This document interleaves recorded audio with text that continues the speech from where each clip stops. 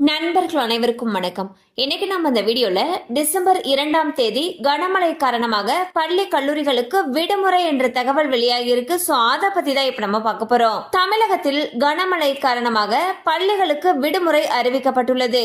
சேலம், திருப்பத்தூர், தர்மபுரி, வேலூர், ராணிப்பேட்டையில் பள்ளிகளுக்கு மட்டும் விடுமுறை விடப்பட்டுள்ளது.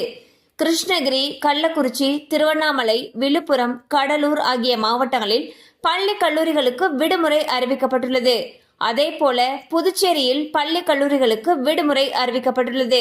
சோ பாத்தீங்கன்னா பெஞ்சல் புயல் காரணமாக தமிழகத்துல பல மாவட்டங்கள்ல கனமழை பெய்து வருகிறது. அண்ட் பல இடங்கள்ல தண்ணீர் வடியாமல் இன்னும் தேங்கியே நின்றுட்டு இருக்கு.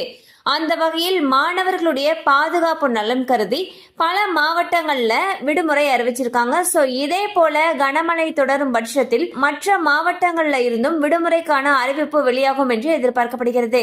கண்டிப்பா அந்த அப்டேட் உங்களுக்கு பயனுள்ளதா இருந்திருக்கும் நம்புறோம். மேலும் இது போல அப்டேட்ஸ் உங்களை உடனே ரீச் ஆகணும்னு நினைச்சீங்கன்னா நம்ம சேனலோடு தொடர்ந்து இணைந்திருங்கள்.